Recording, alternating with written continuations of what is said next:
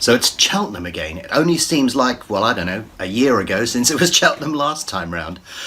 But Cheltenham is one of my favourite meetings of the year. It's a meeting that I can get really stuck into. But more importantly, what's the detail behind Cheltenham? How much is it going to turn over? How do the markets behave? That's what we're going to talk about in this video.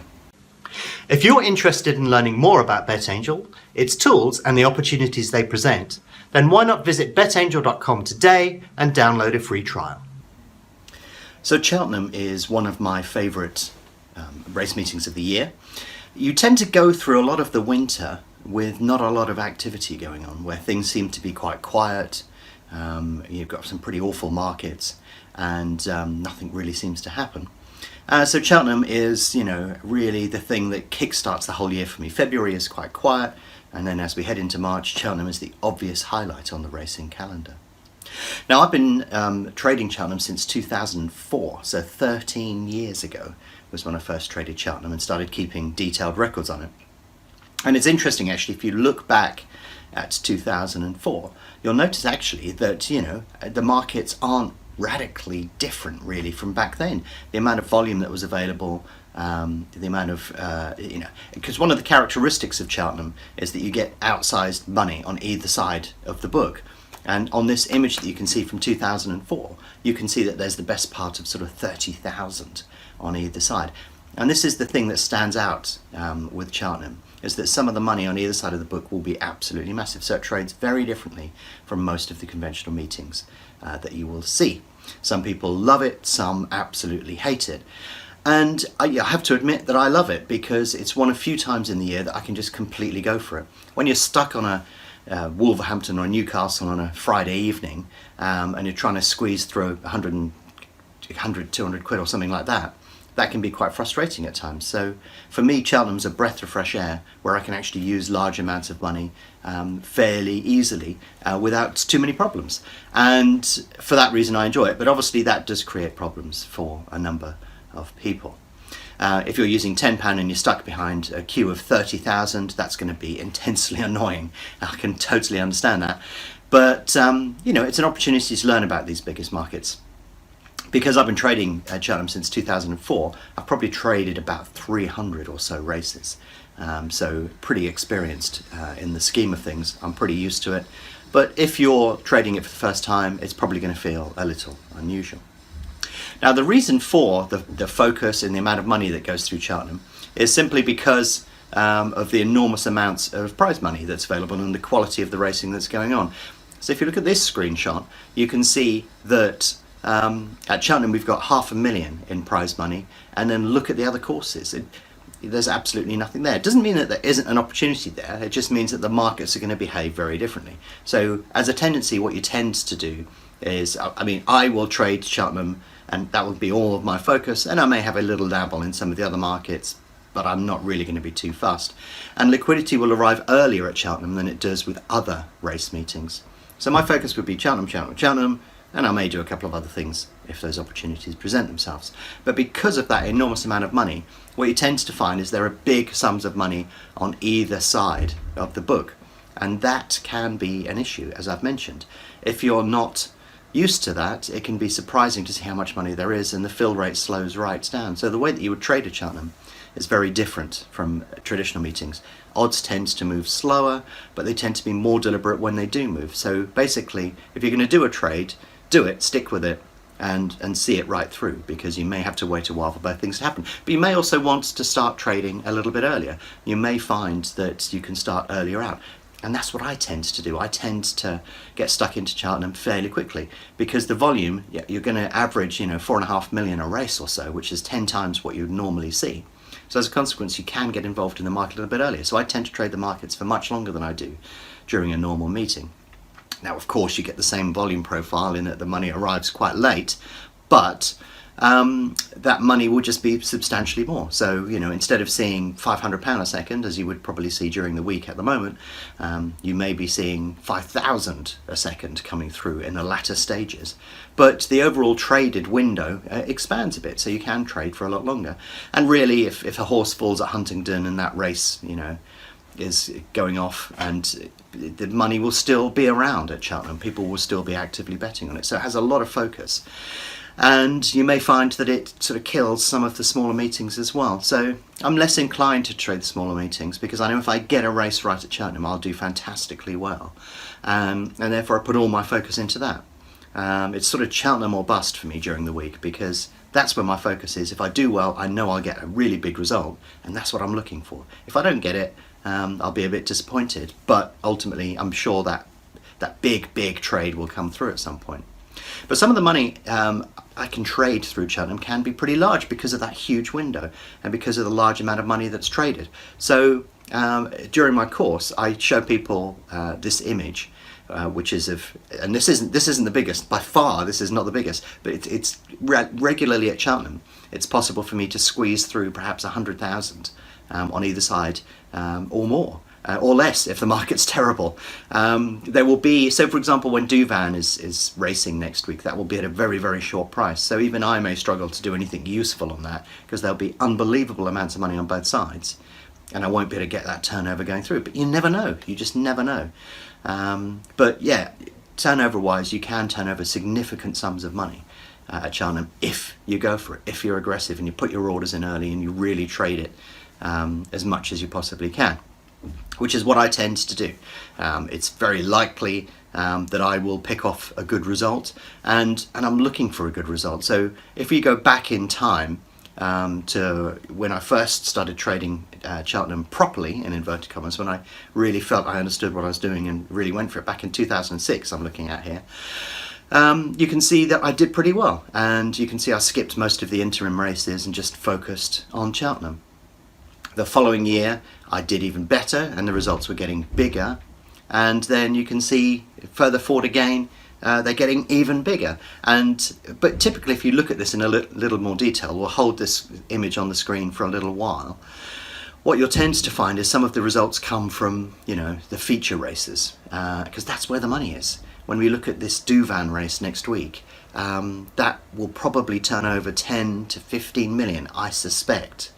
And if you look at some of the other bigger races, they will be in the many millions of turnover, and others probably won't be as big. But you tend to find that the card starts well, it increases until the feature race in the middle of the day, and then tails off again towards the end. So the turnover follows that. So if I blast through the feature race, I can usually pick off a really good result. And the feature race will take place at 3:30. And that will make my day. But if I flunk the feature race, then I'm probably not going to do as well as I could have done. But yeah, basically it's about getting those big results at Cheltenham for me, and that will lay out the rest of the day and the week in a nice, comfortable manner for me. So that's what I'm going to do, is be focusing on those big races and really going for it.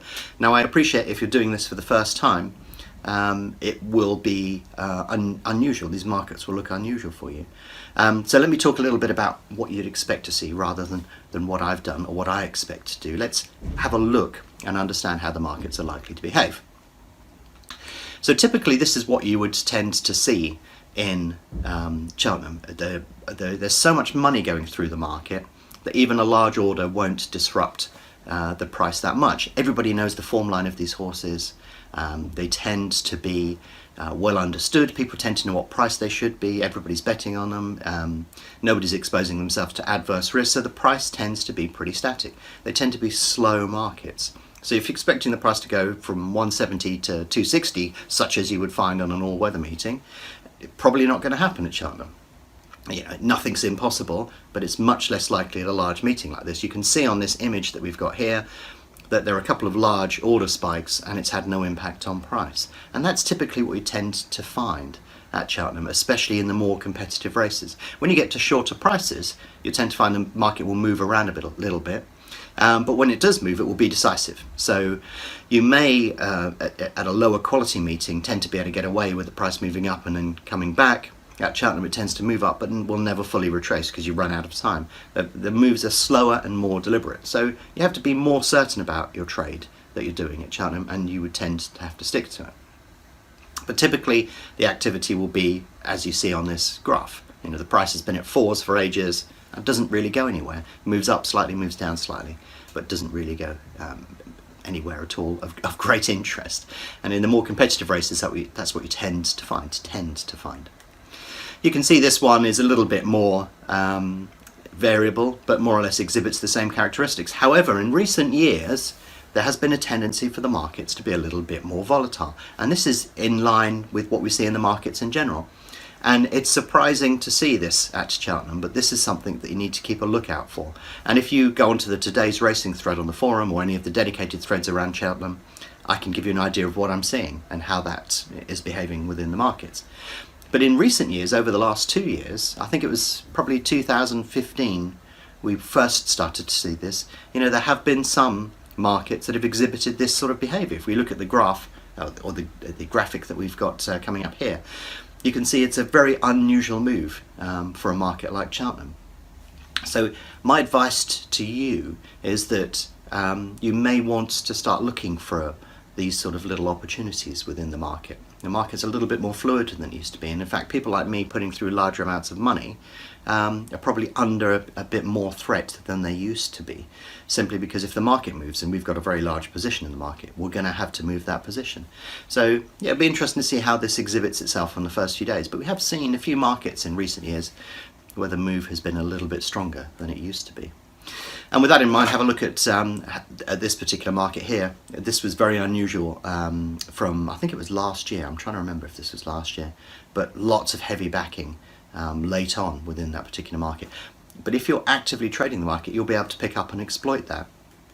And don't forget that in the weaker races, when there's a little bit of volume in the market, that may actually create a bit of activity from that particular point, because if you look at this particular market here, you can see that there's a huge spike, an order of about 30,000, and necessarily that is going to impact what happens to the price from there.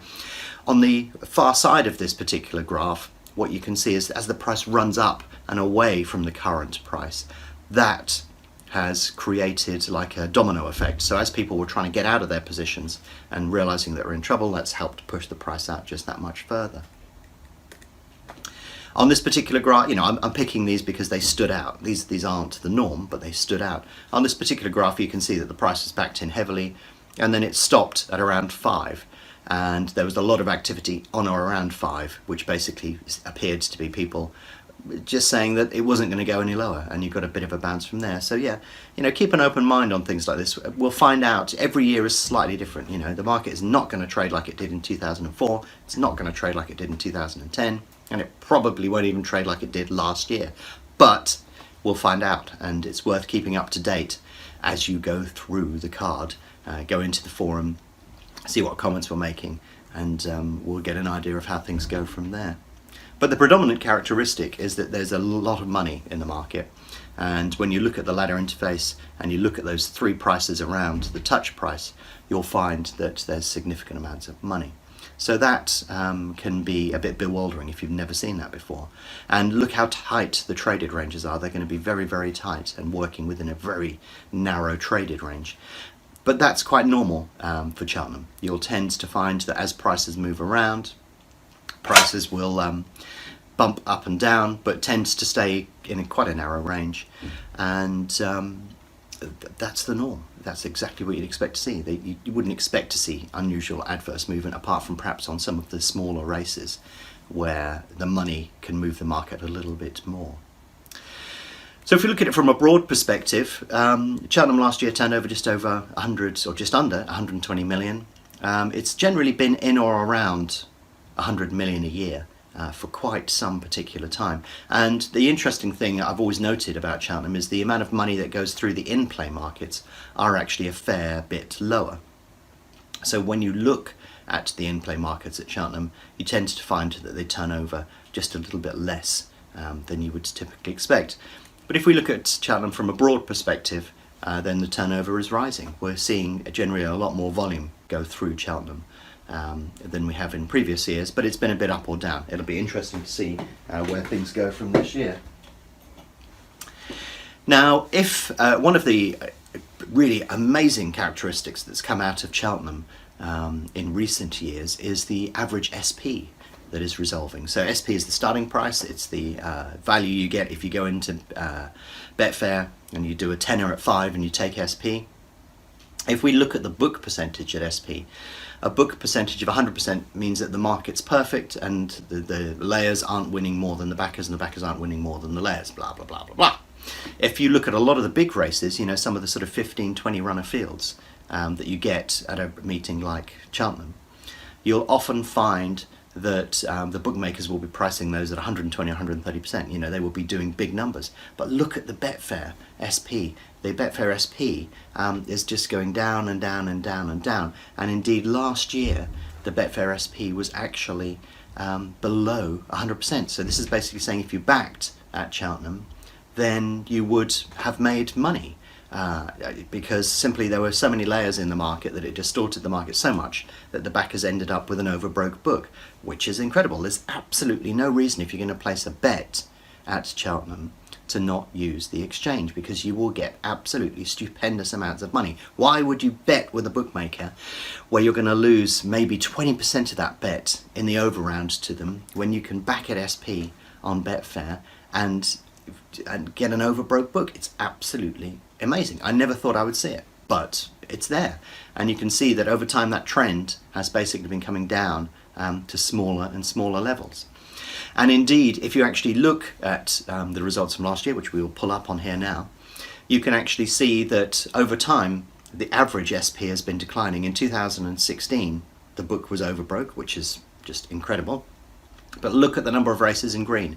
The number of races in green here indicates the number of races that resolved at an SP of less than 100%. In other words, if you'd have backed in these races, then you made a theoretical profit over the long term, which is incredible. It's just unbelievable, basically, especially on some of the large fields. You can see the field numbers next to it, and you know, you've got 26 runner fields resolving at less than 100%, which is just incredible.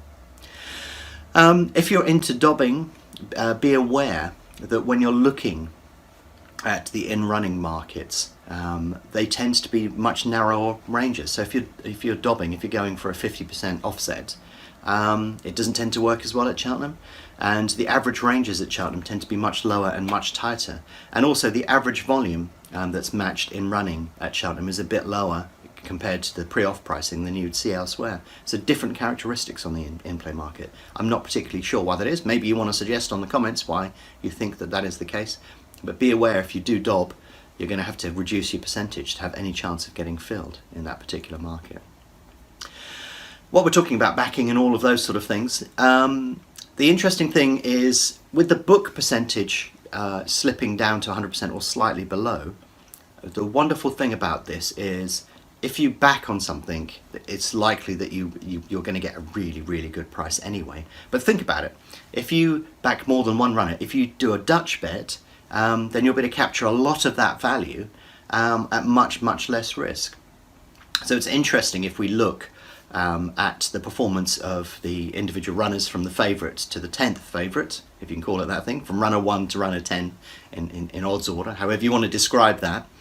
But the interesting thing that comes out of this statistic, we'll put this image up, and this image is basically saying, based upon the odds that were available at the off, did we win or lose money by backing it? So the interesting thing is you can see there's lots of deep green on runner 1, on the favourites. So that's basically saying if you backed the favourite at Cheltenham, generally that made a bit of money, which is quite interesting. That seems to be a characteristic that's dominant over a number of years. Now I can't readily explain that, but that seems to imply that favourites are available at stupendous prices on the exchange.